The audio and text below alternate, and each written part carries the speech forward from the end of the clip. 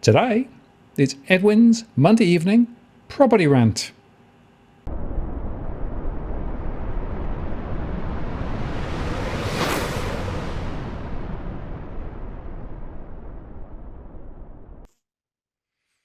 Hello again, it's Martin North from Digital Finance Analytics, World Notice Post, covering finance and property news. Can you believe it? Monday's come around again, and Edwin has come back again for another rant. Edwin, welcome back. Well, we're just barely on, Martin. We're just barely on. We're getting obstacles and hurdles from all sides. I think the mainstream don't like our posts. The industry don't like our posts. The construction and building sector are upset with our posts. So I think they've dobbed us into e-current. So the internet's slow, and my computer keeps on playing up. Well, you know, it's the high tech. I reckon the ban next was it Wednesday or something? You know, is really playing havoc with a few things.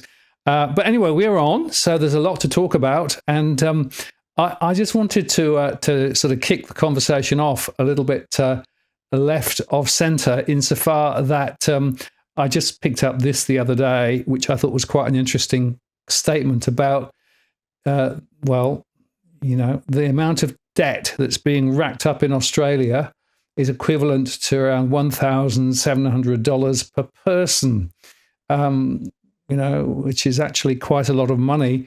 And I made a show entitled "The Australian Economic Miracle Isn't," because I actually think that there's quite a lot of really interesting stuff going on at the moment, but a lot of it is not being told of in the sort of the mainstream, or indeed from the political perspective. Of course, Jim has just announced that they're not going to extend the electricity subsidies further, so that's going to conk out at the end of the year.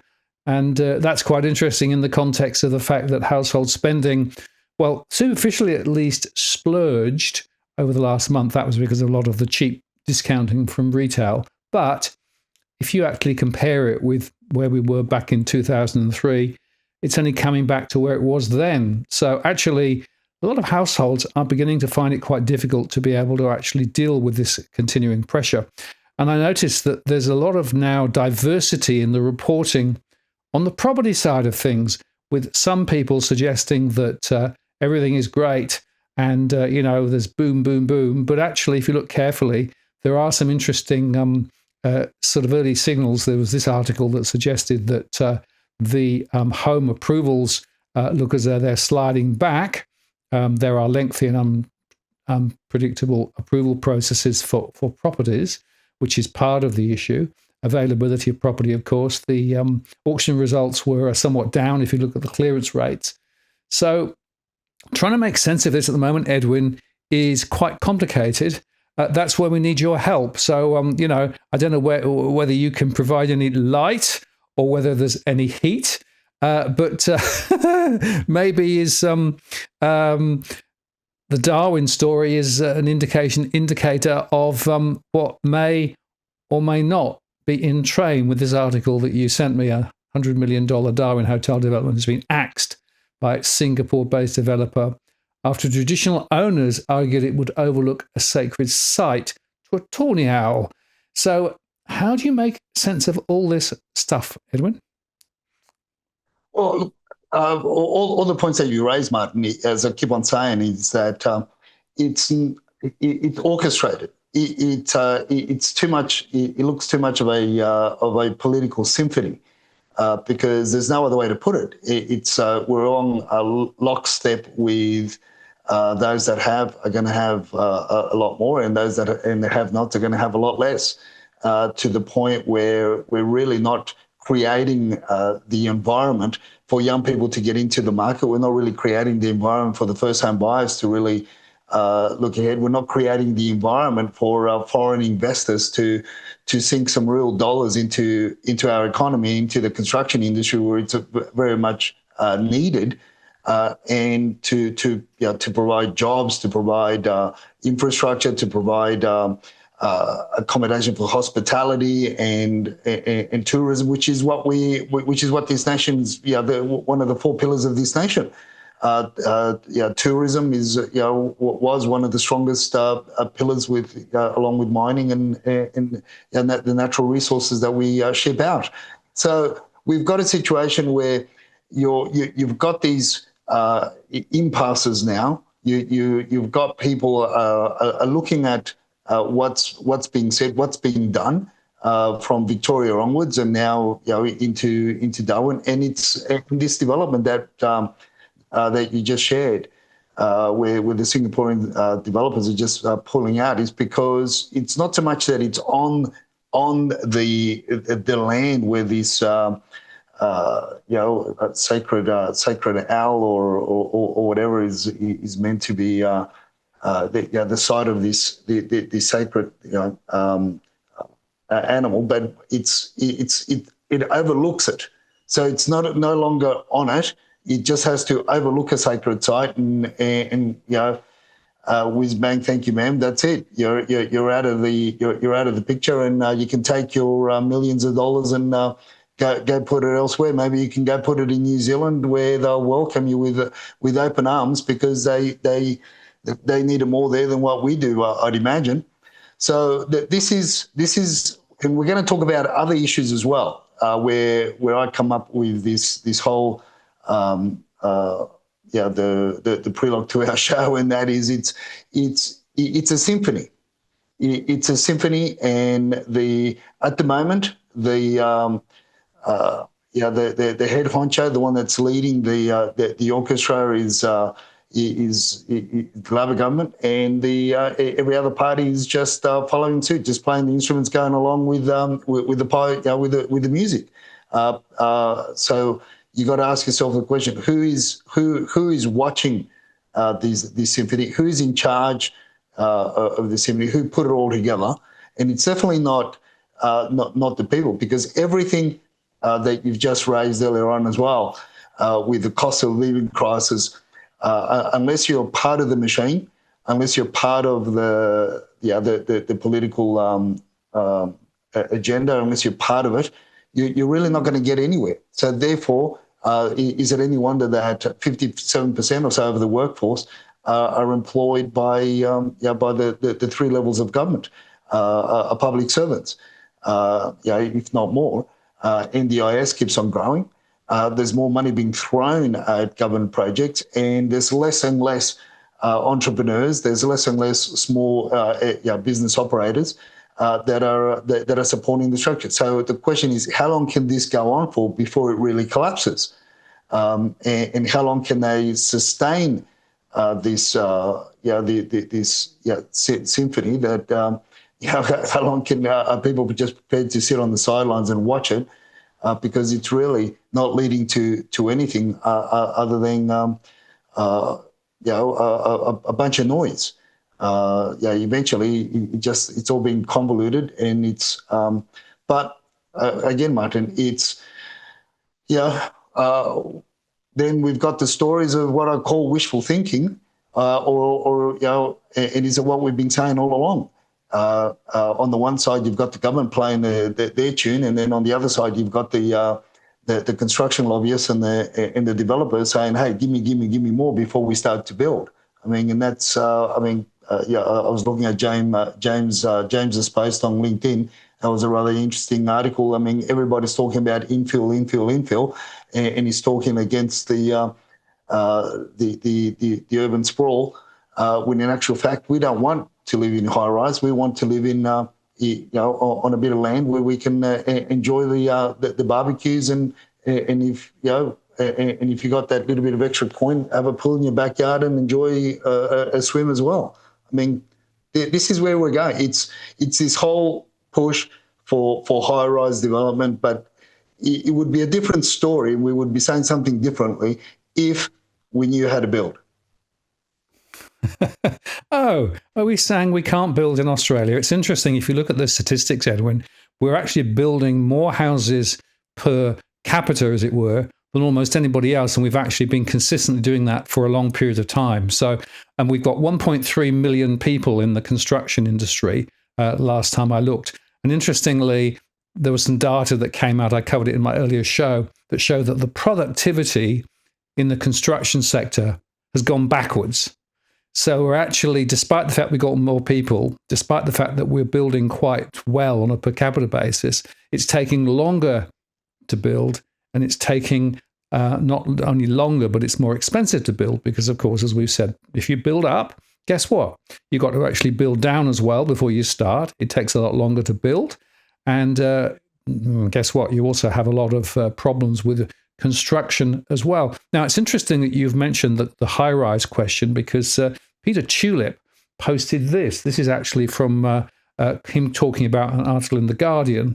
Apartments are being replaced by luxury mansions in inner suburbs. This happens when you don't allow more housing. So, of course, Peter Tulip is another of these. We want to actually have higher density. We need to build up, etc., etc. So he believes that planning is going to solve it. But it's fascinating here that here we've got a situation where effectively old apartments are being effectively replaced by luxury mansions in inner suburbs. And that's the other point, because if you actually look at the economics of construction, if you can sell an apartment for 3 or 4 million or more, you can still make money. So actually, the economics of construction at the moment is flying directly in the face of housing affordability, because the last thing that you want to build are small, modular, high-rise at affordable prices, because you can't make money on those. And that's the fundamental dilemma that we've got. And the planning directions and, reduce the amount of light that's coming in, reduce the footprint, reduce the parking spaces, all of those things are making it harder and harder for any of those construction and developing organizations to be able to actually make any money on those smaller properties. They need to build big. And that means that if you've got 4 million to spend, you can have a multi-million or billion-dollar project and the construction industry can make money. But normal people getting squeezed out once again. The policies are stupid. Yeah, and again, in that article from James, in what Tulip bangs on about as well, and they're talking about the concept of mixed use development. The proponent of it, but mixed use development doesn't work.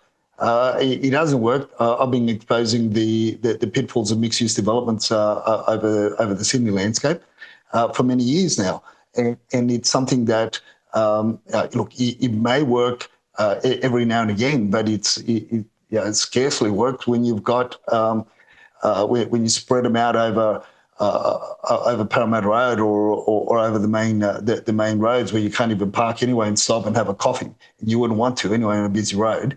So it's this whole planning wishful dream that they have, and again, the locals don't understand and don't want to live in high rise.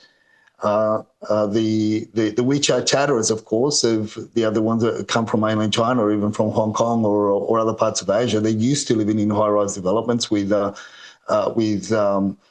shops and all other commodities at the bottom. But you've got to have those central hubs as well. Like you've got your Kempseys, you've got your Canterburys, you've got your Ashfields, Hurstfields, Chatswoods.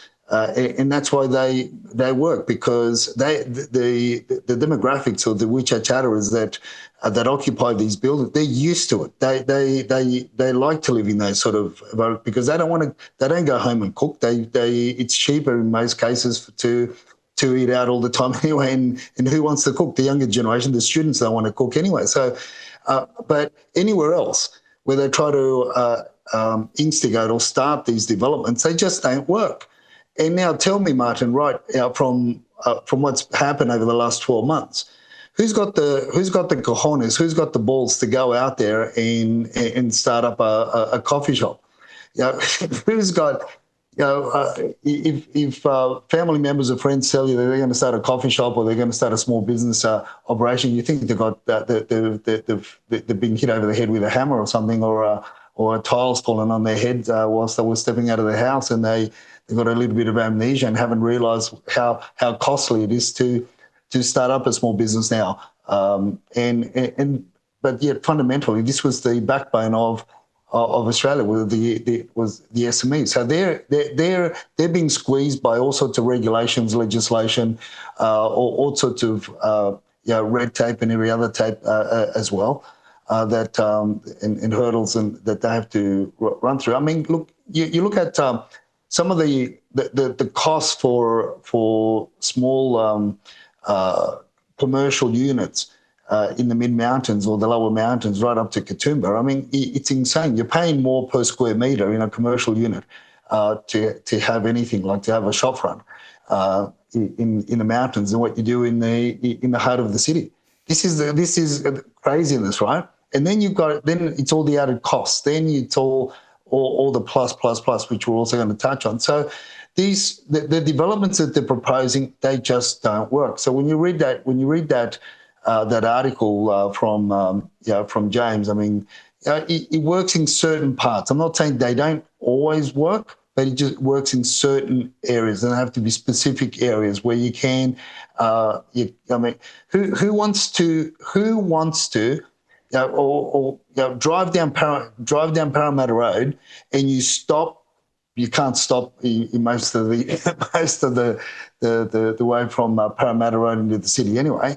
You've got limited parking spaces. I mean, and you got to go into a side street to then walk around the corner and then sit in the cafe. I mean, you only just have to go down the main roads of the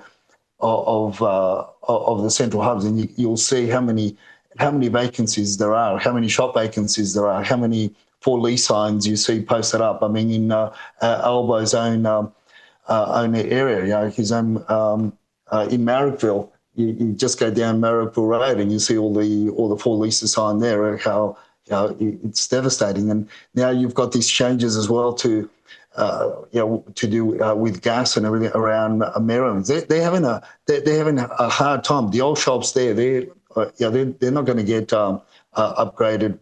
The gas lines aren't going to get upgraded, and you've got 1,001 pizza shops. You've got kebab shops also that are relying heavily on gas, and they're having major issues. And there, to get a shop that has a fully functional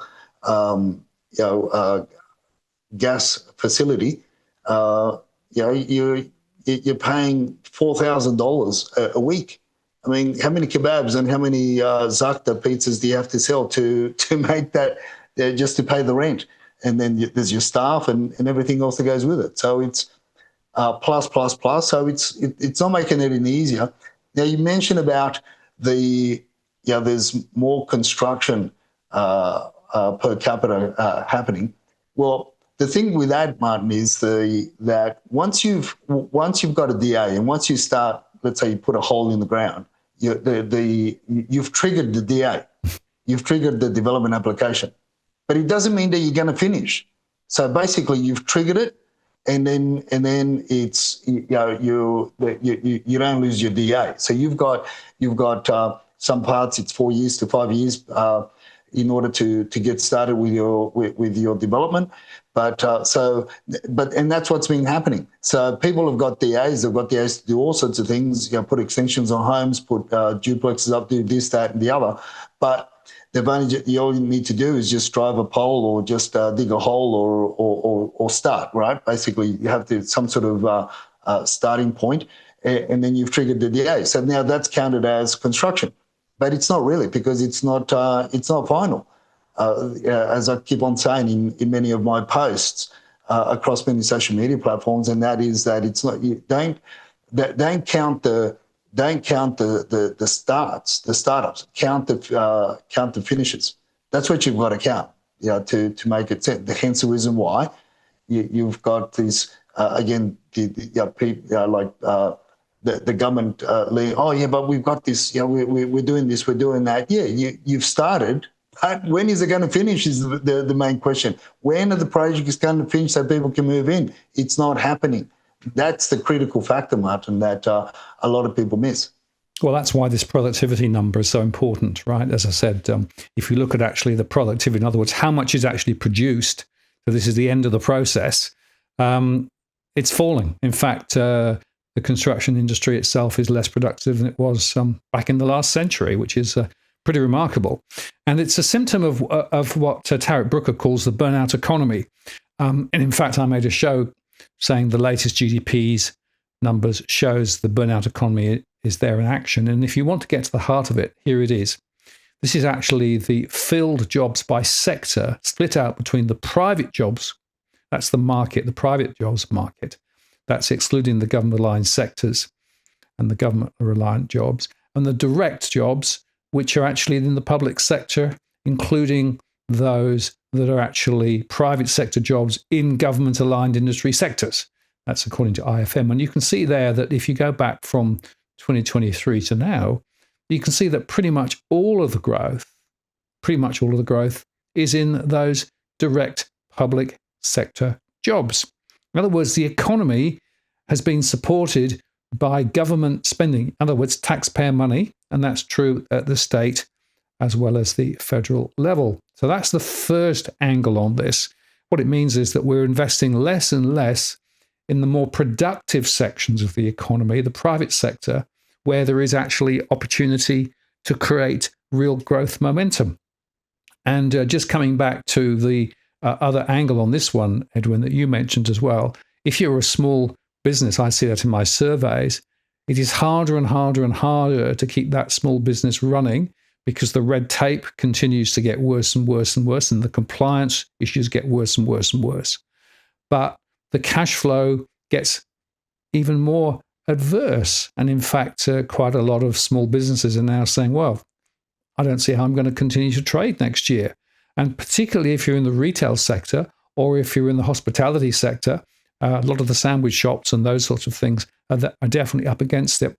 But I also note that a lot of construction sector firms, for example, the small ones, are also collapsing. Why? Because the cash flows don't work for them either. And I think this is the critical thing. So we've got this, crazy situation where you've got our politicians saying, policies are working, real jobs growth is happening and everything's fine and, et cetera, et cetera. But when you look, inflation's higher, public debt's higher, the amount of tax that people are paying is higher.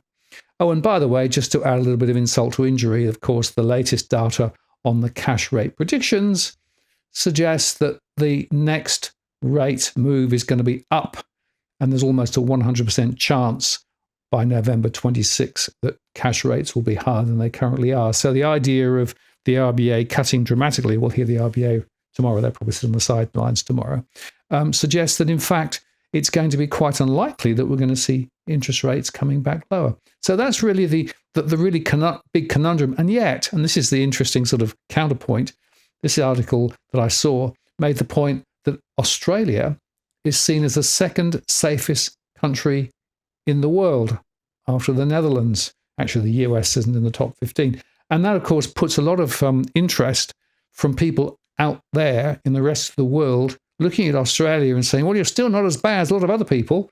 And, you and I have been speaking about demand coming from the overseas quarter. Well, here's the reason. Australia is seen as a safe and secure society, despite all of the ructions that we've been talking about. And that's going to put extra demand on property because migration is going to be very high. It's still higher than it was. The national accounts actually that came out this last week confirmed that what we knew, that inflation is high, but also we also saw that migration is also running hot again. And interestingly, there was an interesting survey when we saw this, but this is actually from the Resolve Political Monitor. And basically, there was a question here about whether you would support restricting permanent migration only to people of working age. 48% said yes, and 32% were neutral, 20% opposed that. Restricting permanent migration only to those people with skills we need, 61% said yes, we should do that. Pausing any immigration until our housing situation's caught up, 64% said yes, 23% were undecided. Only 13% said that, no, you should continue the immigration story. So the truth is that the immigration policies run by the government are not in line with the people out there in the country, because more and more people are now opposing those policies. And I think that's very significant, Edwin, very significant. Yeah, look, it's very significant, but at the end of the day, it comes back to what happens on voting day, Yes. and people seem to have a very, very short memory. That's what I say. Look, I'm putting it out again. You know, you can stone me, you can do whatever you want, but you've got to catch me first. The thing is, don't be surprised if the same party that is ruling right now are going to rule us in the next election moving forward as well. And then again, you've got to ask yourself: is the other side of the coin any better than the one that we've been dealt with today? Is the other wing of the vulture any different, or are they going to taper down? They are not going to taper down, Martin. Yeah. I don't look from right now from the data points that we have, as I've mentioned over and over again for many years. Dusty is very well connected with the legal fraternity, with from the immigration side, and we have broken a lot of news that the mainstream have taken anywhere between 8 to 12 months, even 15 months to catch up on what Dusty has shared with me and what I've shared over the years.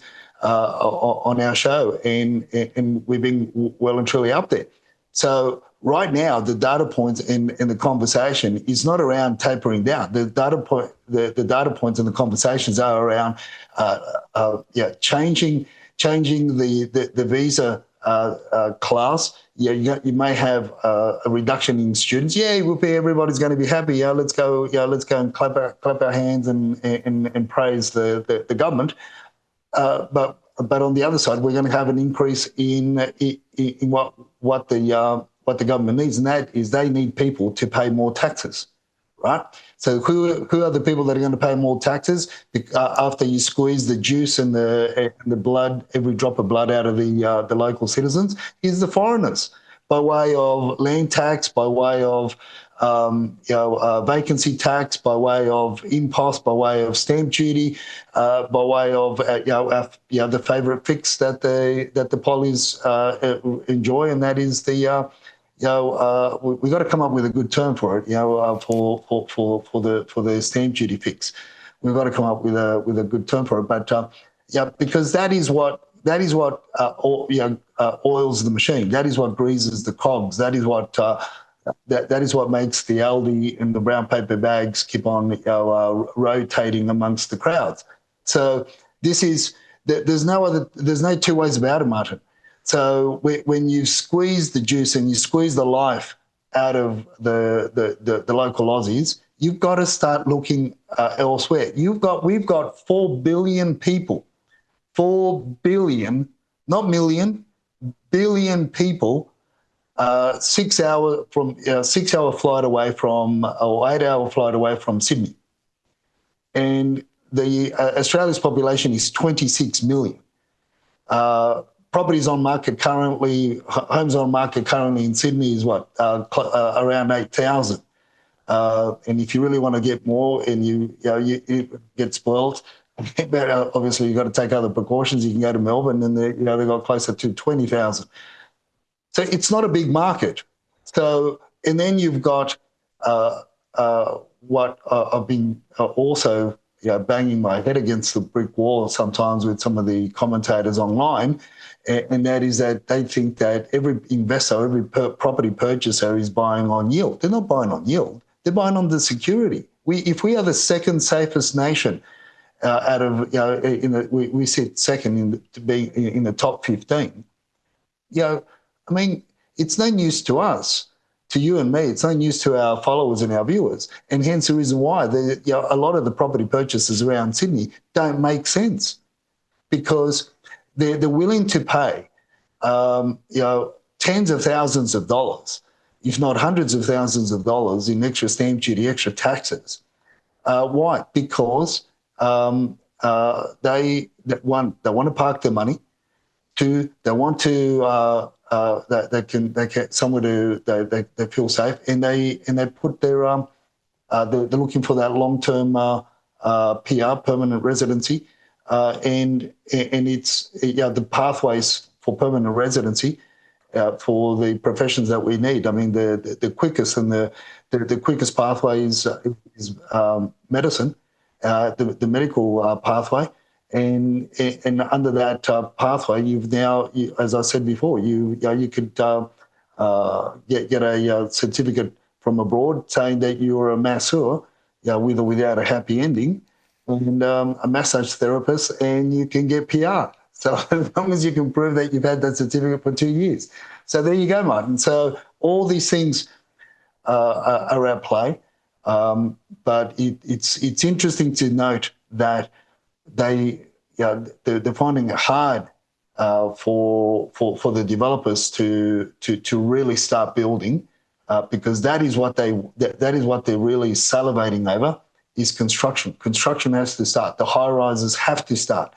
By hook or by crook, they will get them started. And if it means, as I said and as I predicted over 18 months ago, that developers are going to be cash funded or partly funded, or whatever they're going to do, whatever gift they're going to get, they're going to get it. They're waiting for it. They will not put shovel to the ground until that comes through. And that is the stamp duty fix.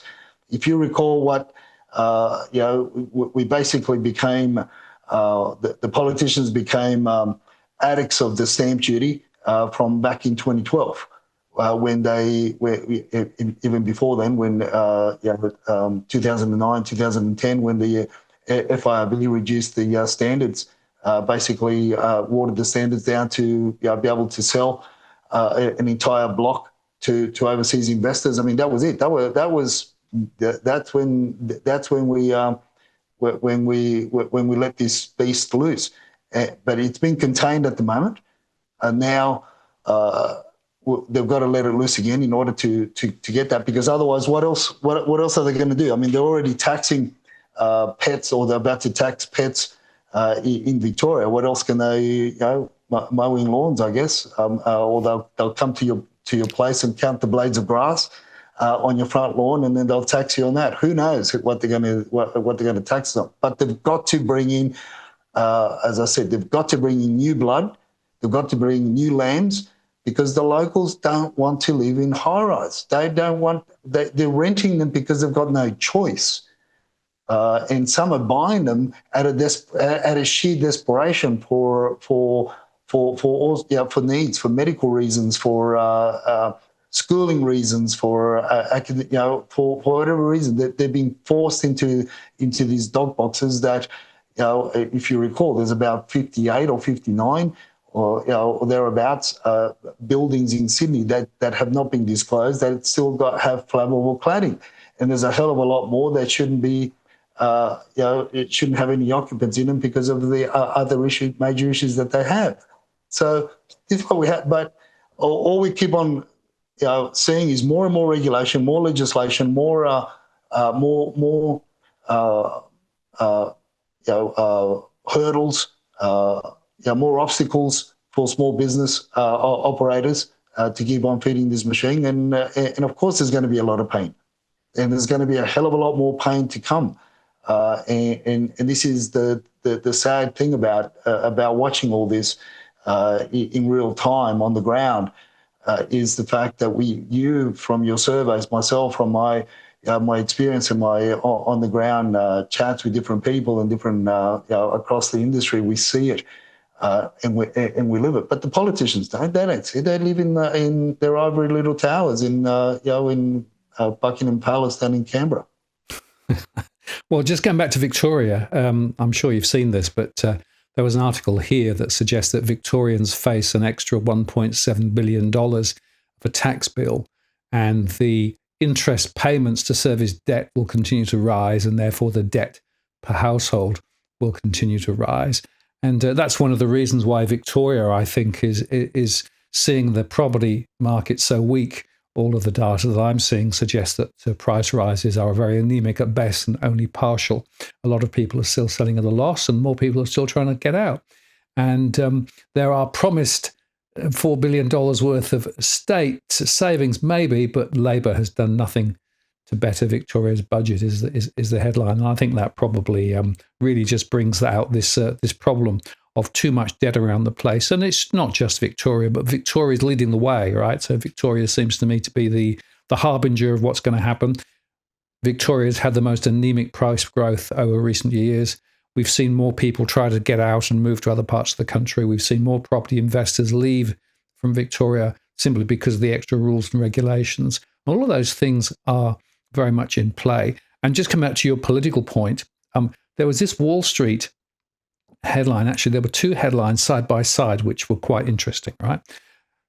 On the first one was, the world has more billionaires than ever, with soaring tech valuations and stock market gains boosting the number of billionaires and the wealth that they hold. But on the other hand, this is the US, the majority of Americans are living paycheck to paycheck.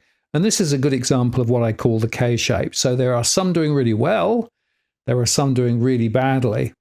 And of course, politicians tend to be in the, well, I'm sitting pretty, thank you, I'm enjoying my life, and I can spend a lot of money traveling around the world on the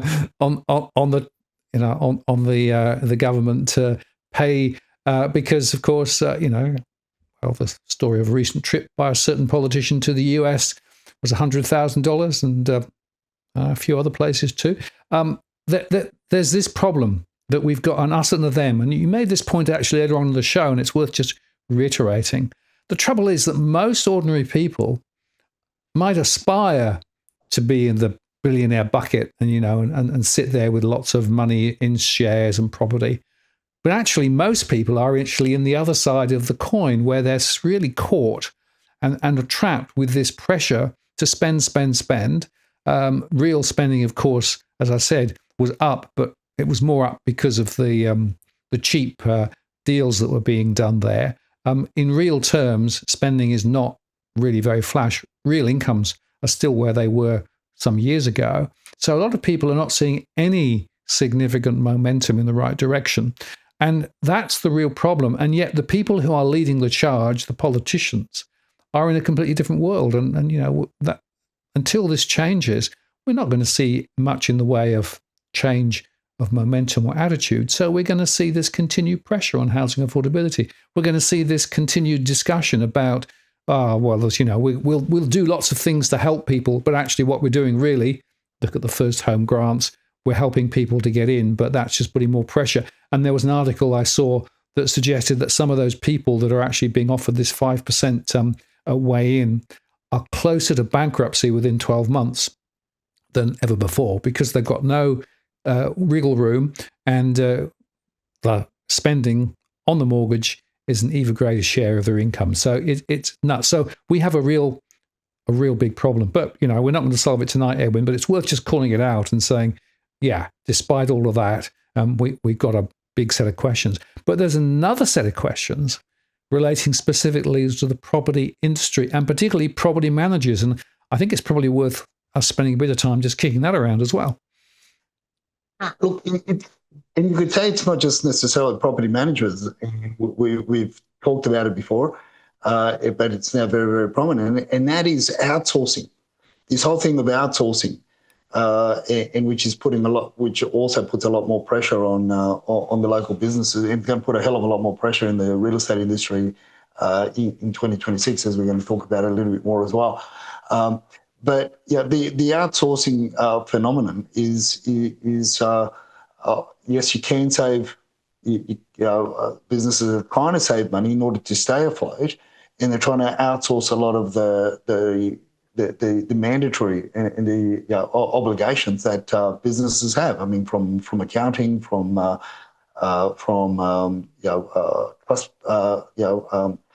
trust accounting to managing the files, information, the whole bit.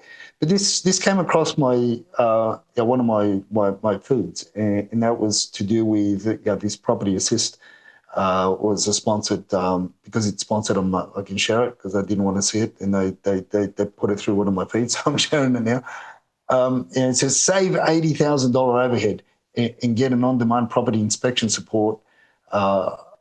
From Property Assist. So basically, if you, it's taking away the duties or so-called making it easier for property managers to do their job. But what it actually does, it's counterproductive because you don't have to see what it's done, what's happened to the property management sector over the last 10 years.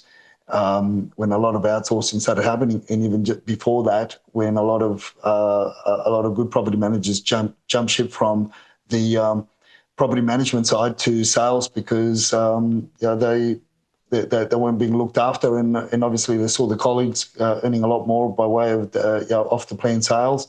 And it was bonanza, and then they just jump ship. So what we've got now is we've got a transition, and I'm sure that this is happening across other industries as well. In order for business to save costs, they're outsourcing a lot of their in-house duties that could potentially bite them in the backside in the future. So now you've got property managers, they're no longer recognising their tenants. They don't have that communication. That's a whole point of a property manager, is to manage the property, to know the tenant. You are the conduit between the tenant and the landlord and the investor. They won't recognise the properties because they seldom now set foot in the properties, and a lot of properties are in needing a lot of maintenance. They're in disrepair. The property managers just don't. That they're not proactive, in the reporting, because a lot of them really don't know how to manage. A lot of them are very young, come from and guess what? In a lot of the industry, the last week's chatter amongst the industry was the rising. The rising problems and pressures that have been put on property managers, because that's affecting their daily life and their psychological well-being and so forth. I mean, but is it any wonder? Because you're looking for the cheapest option.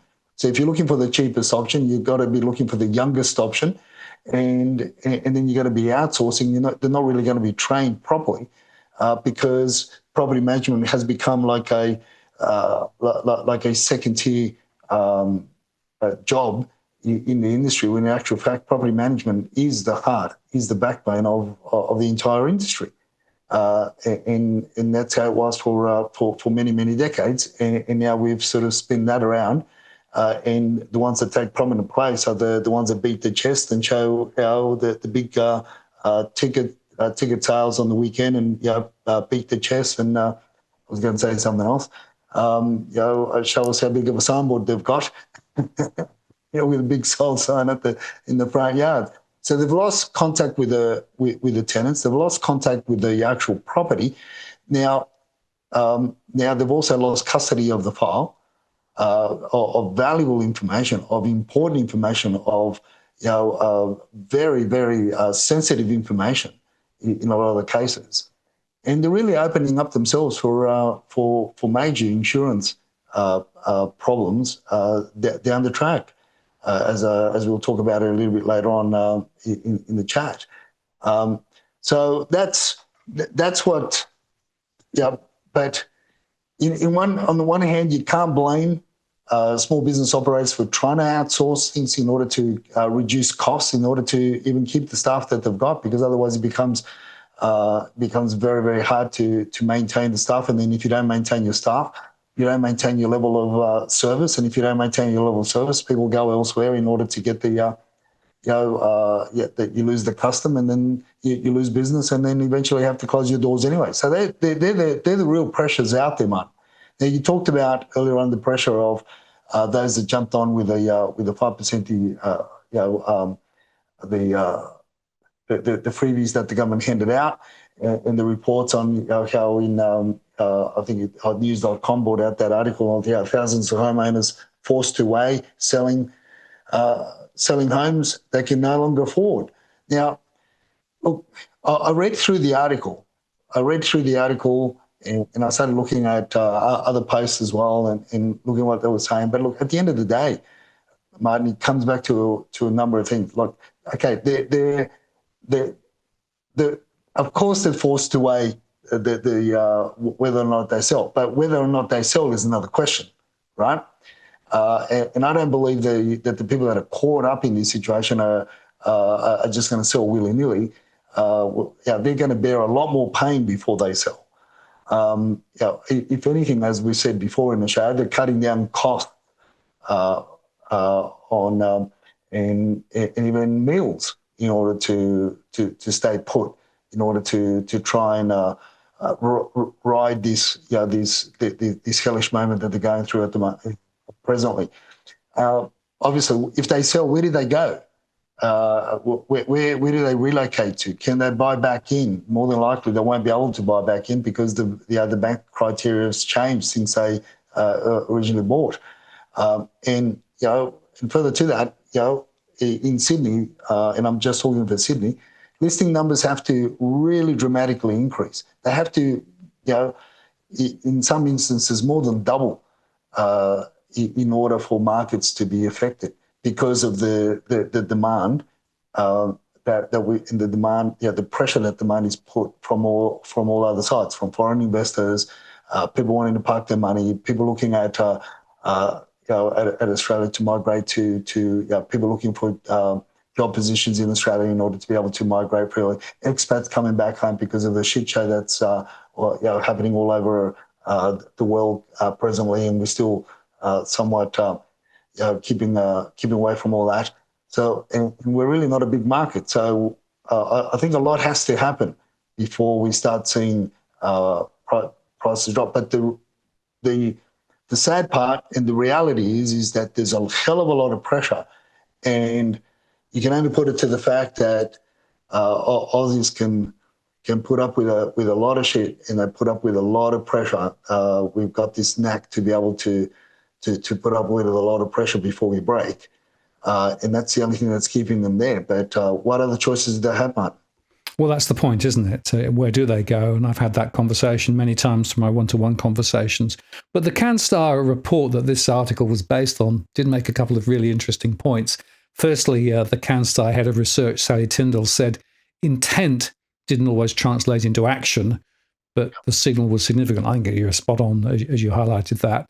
The primary motivations were downsizing and upgrading, but a concerning 19% said they were contemplating a sale because they couldn't afford higher loan repayments, and housing costs now outrank other essential expenses and are more than double the concern they were 5 years ago, eclipsing groceries, energy bills, insurance premiums, and movements in house prices. And that's certainly consistent with my surveys. A lot of people are still in significant cash flow pressure.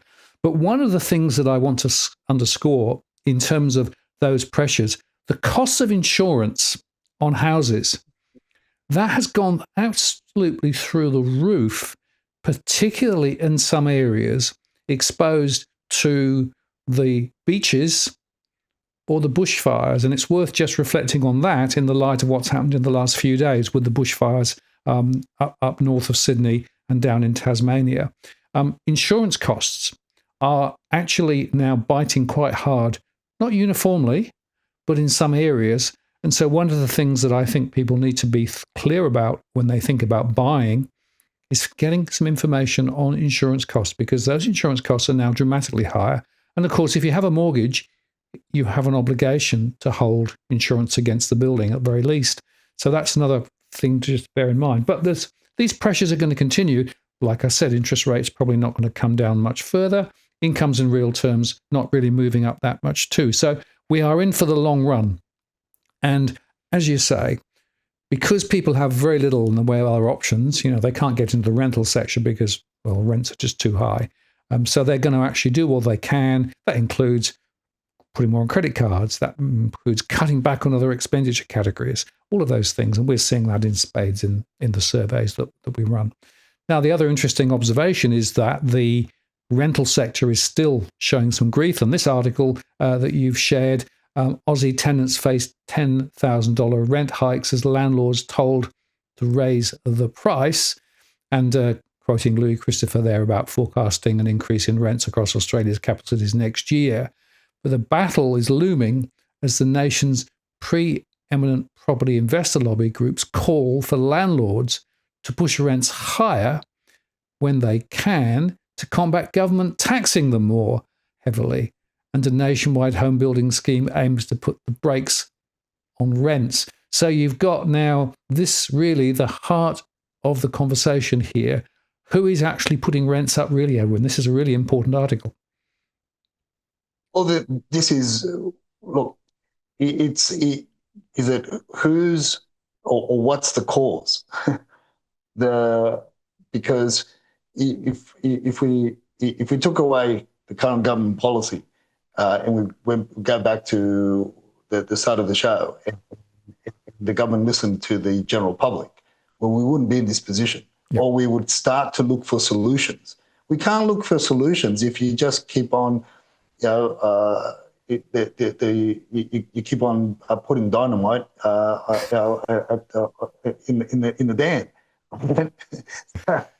If you keep on throwing dynamite into the on the other side of the dam, it's going to continue to crack. And so, look, the sad thing is, Martin, that no one's really listening to the surveys.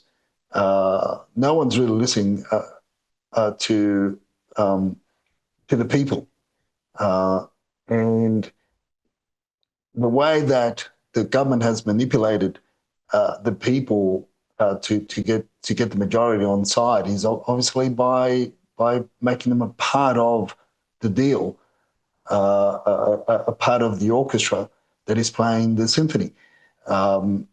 Whether it be you're going to listen, you're just going to stand in the back row and you just got the triangle, and every now and again you just tap on the triangle. Whatever your role is, whatever how insignificant it is, you're going to get paid handsomely, because whilst you're getting the wage, whilst you're getting that income from in the public sector, you're really not going to upset the apple cart, are you? And when the majority of the population is employed by the public sector, well, how much are you going to really fight against the conductor? You're not really going to fight, right? You if anything, you're gonna sit down, put your head down, and you're just gonna keep on playing your little triangle or whatever it is, or your little maraca every now and again when you get told to, because you don't want to upset that apple tree. And then do you blame the people for not taking part or not standing up? Because they've also got families, they've also got debts, they've also got mortgages, and that was the only way that they themselves could get a bank loan in order to buy a property, whether it be a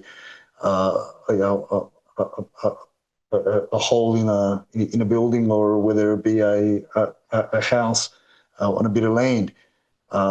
So these are the hard decisions. So really, the government, I guess, the government's position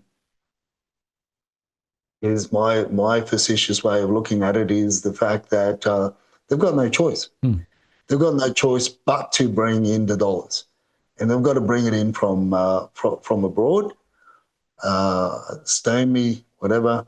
But that's the my assessment of Dusty's information points to us, and what she brings, and what she so far she hasn't been wrong, and so it's a hard one, Martin. But then look at my predictions as well from earlier in the year. I called that there will be fires in the northern beaches. Okay, they're a little bit further than the northern beaches, but I call it now. All we need to expect is the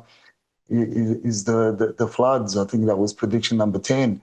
But you only have to look at what was being played out in other parts of the world to then just sort of think, okay, are they going to try the same shit in our part of the world as well?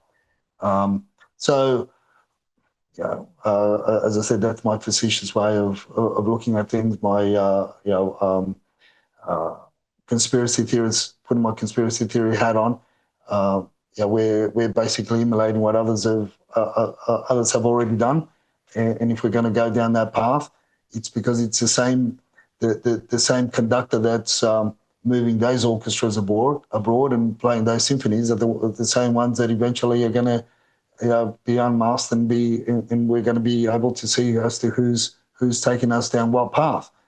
But the unfortunate thing is, that the pressure is going to continue to be on the rental market, like you and I have been talking about, on the renters, on the rental people that make up the rental pool. It's not going to make it easier for backpackers or anybody else to come in as well, or those on working visas that from essential services that we need as well, like you're historically. I mean, I don't know if you've noticed. Oh, well, so for a minute I forgot the fact that you're over in England, but for the last couple of weeks, I mean, Dusty and I, we love our watermelons. And bloody hell, you're paying $12 for a quarter of a watermelon. That's insane. Why? Because they're basically rotting in the watermelon plantations because nobody can pick them. It's hard to get them to the fruit shops, and then every other fruit as well that we once enjoyed at very low prices. Apples.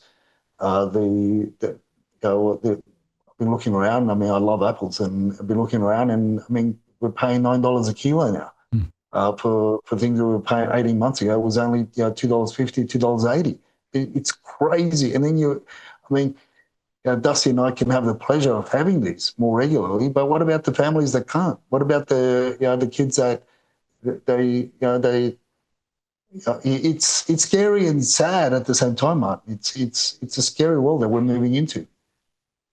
Oh, it is, absolutely. And I had a conversation last week with John Wright, who's actually at UTS, and we're talking there about the root cause of the property crisis, because there is a crisis. And his argument is deliberate.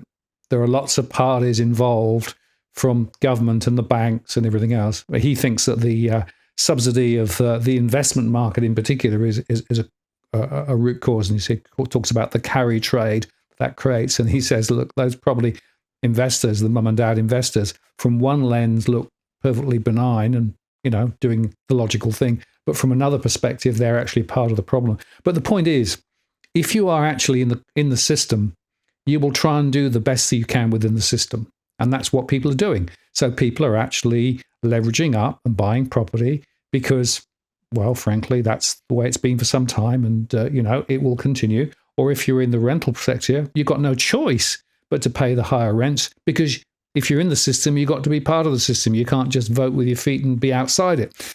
And that's the problem. So people are a bit trapped at the moment with all of this and will continue to be trapped because there's nothing fundamentally going to shift from a government policy perspective, I think, on some of those critical things. And it's interesting, this article here was from an outside-in view. So this was a woman who came from the UK and, basically said, people thinking of moving to Australia, well, it's not easy. Sydney rental crisis is no joke, she said. So basically, people are beginning to realise that you can come to Australia, but you've got to then play by the Australian rules. And the Australian rules, of course, is rentals are very, very, very expensive. So, no simple solution from moving from the UK to Australia because it's pretty broken in the UK, but it's pretty broken in Australia too. So just as we were recording the show, Edwin's audio stopped. So I'm just going to take you through the numbers now. We'll start with looking at Sydney. So on the 1st of December, there were around 22,489 properties for sale based on domain, and that's on their definition of the Sydney region. On the 8th, 21,470. And you can see here that the trend is easing down. And if you take a look specifically less the land, you can see there the listings are actually off their peaks. In Melbourne, 29,341 on the 1st of December compared with 28,641 on the 8th. So again, they're sliding down. And in fact, in Brisbane on the 1st, 3,195 compared with 3,015 on the 8th. And interestingly, just talking about Brisbane, I saw this data from Spaces that showed that the number of property listings in Brisbane region are rising quite fast, particularly with houses, whereas apartments and other types of property, not so much. And looking at the auction clearances, well, the auctions were actually still quite strong, but the clearances were down, as I said earlier on, and you can see that in the charts shown here, comparing 24 with 25, that shows both are now somewhat down, as you'd expect as we come into the peak summer season. And looking at the rentals, we've got 12,538 in the Sydney region on the 1st, compared with 12,942 on the 8th, and 12,042 on the 1st, compared with 11,736 in Melbourne on the 8th. So that shows that things are definitely coming off the boil at this time. Unfortunately, Edwin has disappeared because the audio is not working anymore. So that's going to be it for tonight's show with Edwin. Thank you very much for listening to Edwin and I talking and ranting as normal. And hopefully we'll be able to fix the technology for next week. But this is Martin North from Digital Finance Analytics signing off. Take care. See you later.